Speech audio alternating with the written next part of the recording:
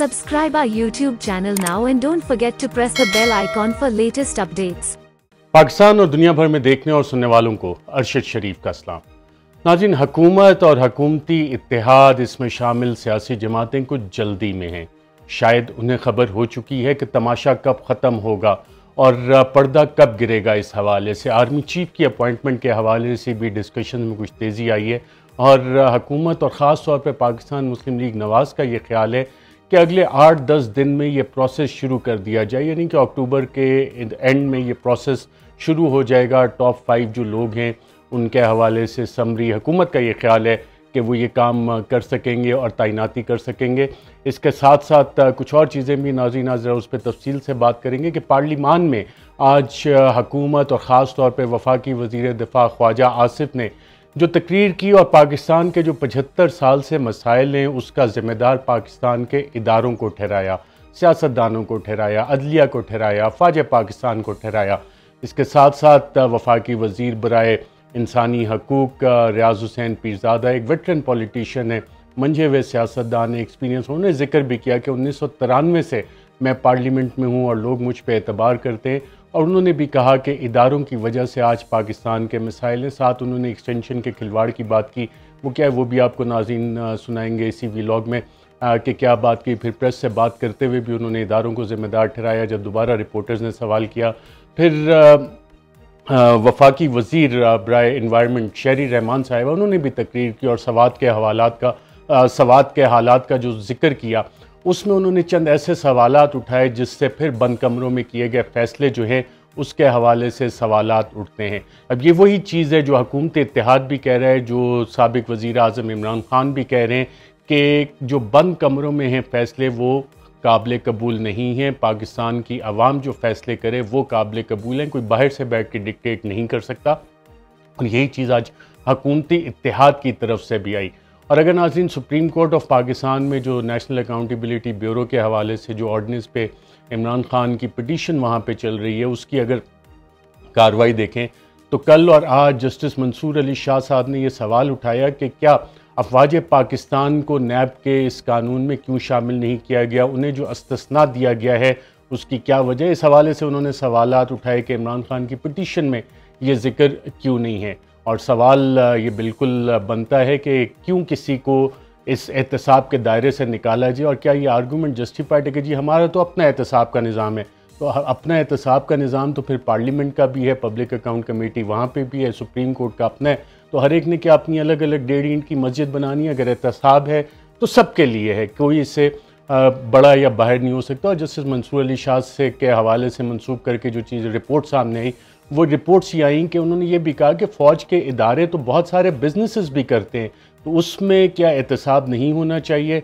बहुत वैलिड सवाल आते हैं। तो ये जितने भी नाज़रीन अब जो डिबेट हो रही है अक्रॉस द पॉलिटिकल डिवाइड, चाहे तहरीक इंसाफ हो, चाहे नून लीग हो, चाहे दीगर इत्तेहादी हों, वो ये सब करें। लेकिन एक चीज़ का अंदाज़ा हो रहा है कि हुकूमती इत्तेहाद इस वक्त जल्दी में बहुत है, और ख़ास तौर पे कुछ उनकी परेशानी की वजह हालिया कोर कमांडर कॉन्फ्रेंस है, और उससे पहले जो ज़िमनी इंतखाबात में इमरान ख़ान साहब की फतह हुई उससे बिल्कुल बहुत ज़्यादा परेशानी है कि पता नहीं हो क्या रहा है। और ऊपर से शेख रशीद साहब है, वो इनकी नींदें हराम कर देते हैं कि पता नहीं कौन कौन से खुफिया फ़ैसले हो गए।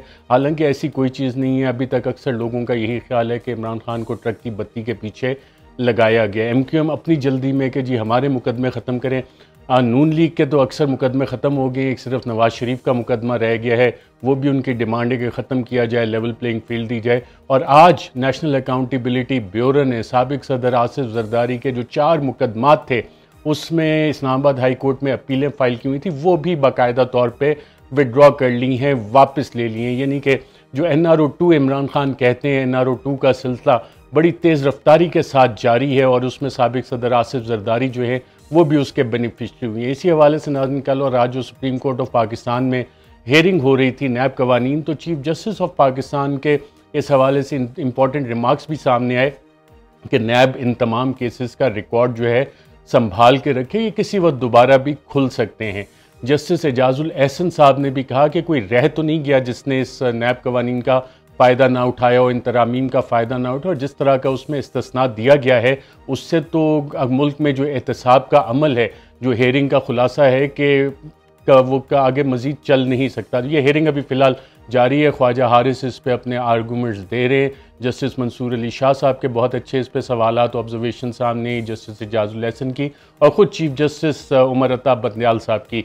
NRO 1 नाज़रीन जब दिया गया था तो उस पर सुप्रीम कोर्ट ऑफ पाकिस्तान ने उसे कल अदम करार दे दिया था।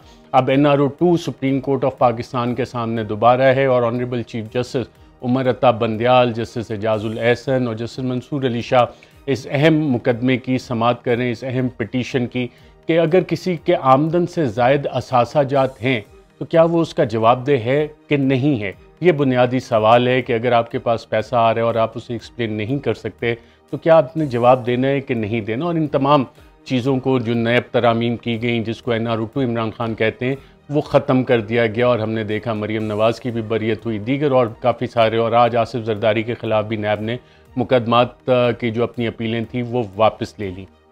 एक तरफ तो नाज़रीन ये वाला सिलसिला चल रहा है, दूसरी तरफ अगर मुल्की हालात पर नज़र डाली जाए तो सियासी अदम इस्तेकाम वो बहुत ज़्यादा बढ़ चुका है। किसी को किसी के ऊपर इस वक्त एतबार नहीं है कि कौन क्या कह रहा है। मुल्क की सिक्योरिटी सूरत हाल देखें तो सवात में इस वक्त जो तालिबानिजेशन है, जो मिलिटेंसी या अस्करियत पसंदी वापस आ रही है, उस हवाले से लोग खड़े हो गए हैं।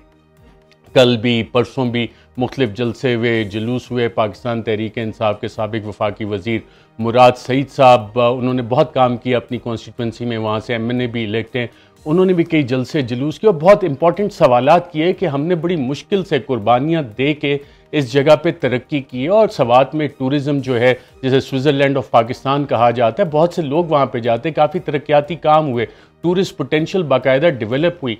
तो फिर ये कौन साइंसदान थे, कौन अक्लमंद थे जिन्होंने बंद कमरों में बैठ के ये फैसले किए कि अफ़गान हुकूमत ने हमें कहा है, अफ़गान तालिबान ने, और TTP को हमने दोबारा पाकिस्तान में ला के सेटल करना है। तो क्या इसकी कीमत पाकिस्तानी देते रहेंगे? कब तक ये कीमत पाकिस्तानी इन बंद कमरों के फैसलों की देते रहेंगे? और मुराद सईद साहब जितनी पैशनेटली बात करते हैं उसकी वजह है कि उनके ख़ानदान ने ज़ाती कुर्बानियाँ दी हैं सवात में अमन कायम होने के लिए। उनकी वालदा को शेल लगा और पिंडी में जो उन्होंने एक जलसा किया वहाँ यही कहा कि मेरी वालदा तो इसमें ज़ख्मी हुई, मैं नहीं चाहता कि और लोगों की वालदा जो है वो भी दोबारा ज़ख्मी हो, दोबारा अस्करियत पसंदी अपना सर उठाए। और अस्करियत पसंदी नाज़रीन इसलिए दोबारा बढ़ गई है और बहुत से लोग ये जस्टिफाइड सवाल उठा रहे हैं कि हमने अरबों रुपए खर्च किए कि बॉर्डर की हम फेंसिंग करें, अफ़गान बॉर्डर की। इस पर हमने बड़ी बड़ी ख़बरें भी की, बाकायदा इस हवाले से बताया भी कौम को कि जनाब ये फेंसिंग हो रही है, हमारे बहुत से फ़ौजी भी शहीद हुए। तो इस फेंसिंग के बावजूद ये अस्करियत पसंद कैसे आ गए? कौन इनको लेके आया? किसने सहूलतकारी का काम अंजाम दिया? किसने इनको ये गारंटी दी कि हम इनको सेटल कर देंगे और ये दोबारा हथियार नहीं उठाएंगे? और यही सवालात शहरी रहमान ने पार्लिमान में भी उठाए, कौमी असम्बली में भी इसी हवाले से सवालात उठाए कि हमें अमन चाहिए वहाँ पर, और कुछ कुर्बानियों का जिक्र भी किया। और ये नाज़रीन फ़ैसले जो हैं बंद कमरों में हुए थे और उसके बाद पार्लिमान को बता दिया कि ये हम करने लगें।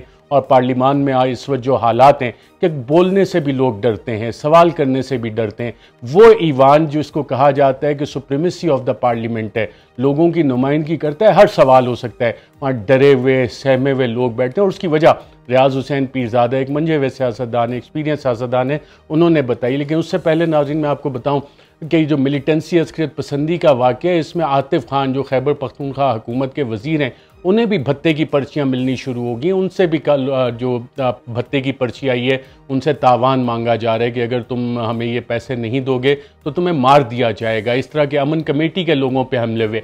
और ये वो फैसले हैं, ये वो कीमत है नाज़रीन जो पाकिस्तानी कौम दे रही है, जिसने 80,000 शहादतें हुई पाकिस्तानी कौम की, हमारे फ़ौजी अफसरान की हुई, जवानों की, law enforcement agencies, police, FC, levies, आम पाकिस्तानी शहरी, तुलबा, ये हमने कीमत दी। लेकिन बंद कमरों में जब ये फैसले हो रहे थे, बार बार हमने ये सवाल उठाया था, कहा था अपीजमेंट 2004 के बाद कभी काम नहीं की, खुदा का वास्ता ये ना करें।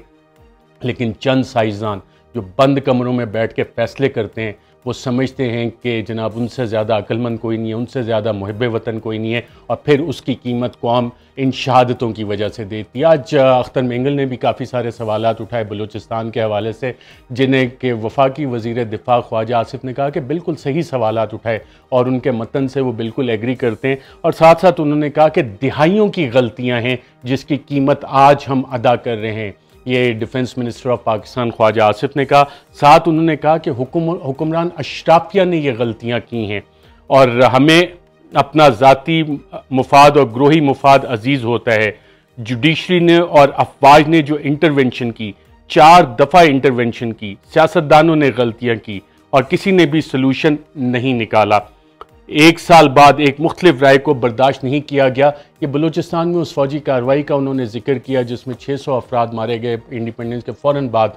वहाँ पे बाकायदा तौर पे जिसको कि इंसर्जेंसी इंसरेक्शन कहते हैं, पहली इंसरेक्शन का उसे नाम दिया गया, उसका हवाला दिया गया ख्वाजा आसिफ साहब की तरफ से, वफाकी वज़ीर दिफा की तरफ से। साथ उन्होंने कहा सवात में जो कुछ हो रहा है, सवात का उन्होंने भी सवाल उठाया और यकीनन ये सवाल उसी कॉन्टेक्स्ट में कि जिन चंद अक्लमंदों ने, साइंसदानों ने ये समझते हुए कि जी हमसे ज़्यादा मुहब्बे वतन कोई नहीं, हमसे ज़्यादा अकल किसी को नहीं है, और वापस लाने का ये फ़ैसला किया क्योंकि अफ़गान तालिबान ने ये कहा था इनको वापस लेके जाओ, इनसे बातचीत करो, इन्हें रीसेटलमेंट करो। बंद कमरों में वो फैसले हुए और उसके बाद पूरी कौम पे थोपे गए। उसका हवाला दिया ख्वाजा आसिफ साहब ने।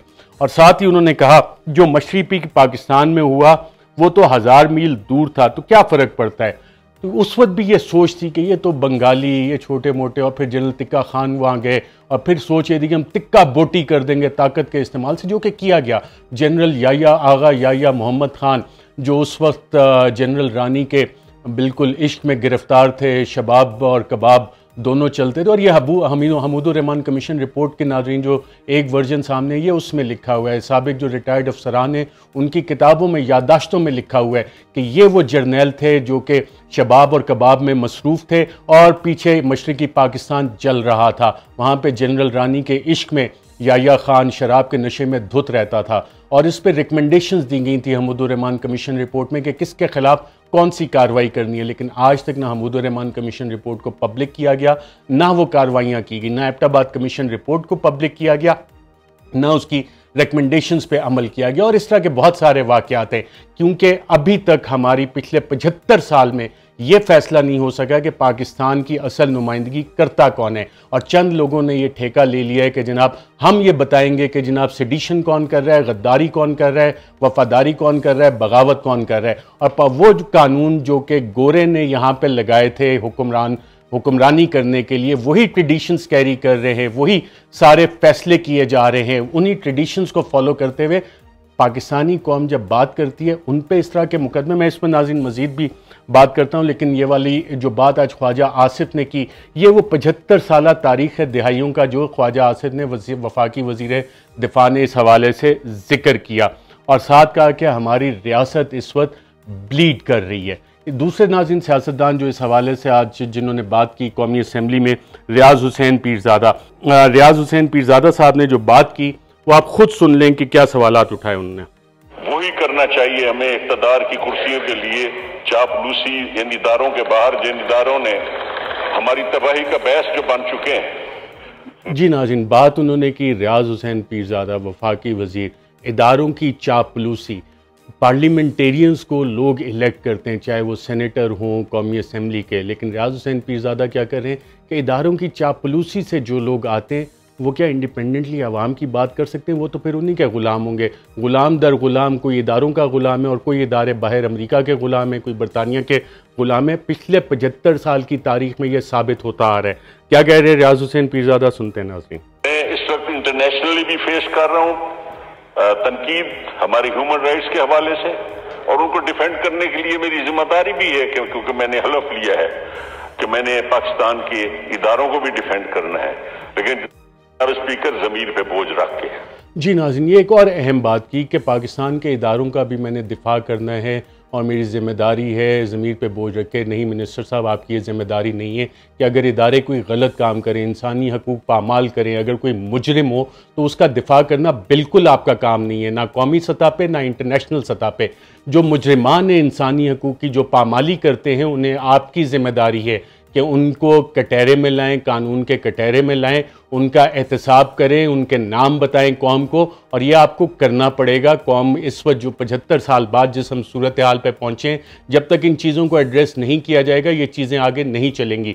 आज वफाकी वज़ीर दिफा भी खड़े हुए, रियाज हुसैन पीरज़ादा साहब भी, और उन्होंने भी जो बातें की, किसी ने आज़म सवाती का नाम नहीं लिया कि आज़म सवाती एक सेनेटर, एक पार्लियामेंटेरियन, वो एक ट्वीट कर देता है आर्मी चीफ के हवाले से, तो उसे उठा लिया जाता है, उस पर मुकदमा दर्ज कर दिया जाता है, उसे बरहना किया जाता है, उस पर तशद्दुद किया जाता है। इस हवाले से हमारे पार्लियामान में तो बात नहीं उठ रही, लेकिन अमेरिका में कांग्रेसमैन इस पर सवाल उठा रहे हैं और बिल्कुल बजा सवालात अब बाहर से उठ रहे हैं, क्योंकि जो इदारों में लोग बैठे हैं कि अगर आर्मी चीफ जो है उसके हवाले से कोई ट्वीट कर दे, बात कर दे, तो उसे उठाएंगे, बरहना करेंगे, तशद्दुद करेंगे। तो इसका दिफा कोई नहीं हो सकता, इन मुजरिमान को सामने आना चाहिए। और इस हवाले से जो सेनेटर्स ने पीटीआई के ऑनरेबल चीफ जस्टिस को एक दरख्वास्त दी है, आज दूसरा दिन हो गया, उस पर ऑनरेबल चीफ जस्टिस की ऑफिस की तरफ से अभी कोई कार्रवाई सामने नहीं आई कि इस पे क्या एक्शन लेना है, जो मुजरिमान है उनका करना क्या है।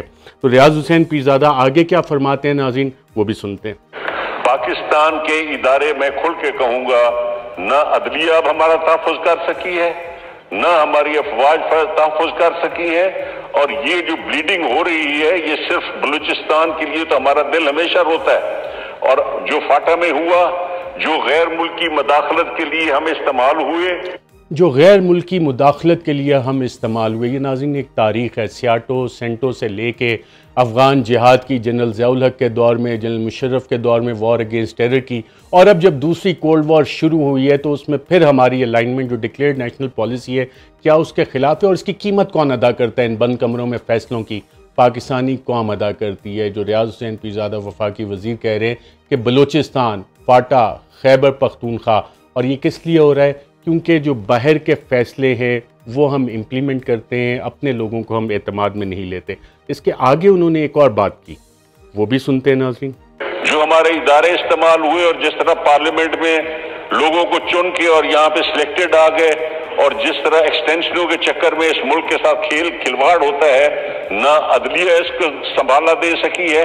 आज हमें बुलाया जाता है कि जी जेलों में आबादी, एक्सटेंशन के चक्कर में खिलवाड़ होता है। अब ये एक्सटेंशन किसकी हुई? एक्सटेंशन किसी चीफ जस्टिस को तो मिली नहीं, एक्सटेंशन किसी प्राइम मिनिस्टर को तो मिली नहीं, एक्सटेंशन किसी पार्लियामेंटेरियन के टेन्योर में तो हुई नहीं। एक एक्सटेंशन पिछले दौर में हुई है जिसमें इन सब ने वोट डाला था और प्राइम मिनिस्टर से ज़्यादा वोट दिए थे, वो चीफ ऑफ आर्मी स्टाफ की, जनरल कमर जावेद बाजवा की एक्सटेंशन थी, जिसमें ये सब दौड़े दौड़े गए थे। और नवाज शरीफ ने लंदन से बाकायदा ख्वाजा आसिफ को कहा था कि 1 मिनट में जाओ और जनरल बाजवा के हक में वोट डालो, और फिर मैक्सिमम मेजॉरिटी से जनरल बाजवा की एक्सटेंशन की गई 3 साल की। जिसको कि ये खिलवाड़ कह रहे हैं रियाज हुसैन पीरजादा, इस खिलवाड़ में इमरान खान, उनकी हुकूमत, PDM, ये तमाम के तमाम इकट्ठे मुझे सारे के सारे शरीक जुर्म थे जिन्होंने ये एक्सटेंशन की, और इसको बाकायदा तौर पे इन्होंने इस पे वोट डाले। इसमें और भी काफ़ी सारे शरीक जुर्म थे, लेकिन वक्त की बात होती है नाज़रीन, लोग सीखते भी हैं। इस हवाले से वक्त आ गया है कि ये कौम सीखे अपनी गलतियों से और अब आगे चलना चाहिए इस हवाले से। तो रियाज हुसैन पीरजादा साहब ने नाज़रीन इस हवाले से ये बात की। अब जो नाज़रीन मुल्क में मामलात इस वक्त चल रहे हैं, मुत्तहिदा कौमी मूवमेंट, उसकी राब्ता कमेटी का इजलास है, वो भी ये चाह रहे हैं उनके मुकदमा जल्द से जल्द ख़त्म किए जाएँ। जो NRO 2 के बाकी बेनिफिशरीज़ हैं, पीपल्स पार्टी और नून लीग, उनको भी उसी तरह से फ़ायदा दिया जाए। और बाकी जो काम चल रहा है लोकल गवर्नमेंट इलेक्शन, वो तो आपको पता लग ही गया है कि ज़िमनी इंतखाबात में इमरान खान की कामयाबी के बाद ये सब के सब भाग रहे हैं। और इस वक्त PDM में सोच ये है कि अगर इलेक्शंस कहीं जल्दी फोर्स किए जाते हैं, जो इस्टेब्लिशमेंट को इन्होंने बाकायदा तौर पे कन्वे किया है, जो इतलात आ रही हैं कि कुछ इलेक्शन पे बातचीत शुरू हुई, तो पूरी PDM ने कहा है, नवाज शरीफ ने कहा है, मौलाना फजल रहमान ने कहा है, आसिफ जरदारी ने, कि अगर वक्त से पहले इलेक्शन करवाए गए तो हम बॉयकॉट करेंगे। इसका सलूशन क्या है? अगर इलेक्शंस की तरफ जाते हैं और ये हुकूमत नहीं चल पाती और नैब के कवानीन वापस आ जाते हैं, तो 2/3 से आने वाली जो हुकूमत है वो इन सब का एहतसाब कर सकती है। और इन्होंने हुकूमत ली क्यों थी? इन्होंने नया आर्मी चीफ अपॉइंट करना था अपनी मर्ज़ी का, जो कि खुर्रम दस्तगीर वफाकी वज़ीर कह चुके हैं, दीगर हुकूमती लोग कह चुके हैं कि हमने अपना आर्मी चीफ अपॉइंट करना था। हमने इसलिए इमरान खान की हुकूमत को घर भेजा क्योंकि एहतसाब बहुत तेज़ी से शुरू होने वाला था, सब के सब ने जेल जाना था, इसलिए उन्हें घर भेजा और अपना NRO 2 लिया। और इस दौरान आवाम के साथ क्या हुआ वो पिछले 6 माह में हमारे सामने नाजरीन आ गया है कि महंगाई आसमान से बातें कर रही हैं, लोगों के पास बिजली के बिल देने के पैसे नहीं है, बच्चों के स्कूल की फ़ीस देने के पैसे नहीं है, 2 वक्त की रोटी खाने के पैसे नहीं है। इंटरनेशनली आलमी तौर पे पाकिस्तान के बारे में कहा जा रहा है कि पाकिस्तान खुदा न खास्ता डिफ़ॉल्ट कर जाएगा, पाकिस्तान का दिवालिया निकल जाएगा। ये वो कारुसानी है पिछले 6 माह में जो इस हुकूमत ने की है। नाज़रीन, फ़िलहाल के लिए इतना ही। अपना बहुत बहुत ख्याल रखिएगा। मुझे दीजिए इजाज़त। अल्लाह हाफ़िज़। Subscribe our YouTube channel now and don't forget to press the bell icon for latest updates.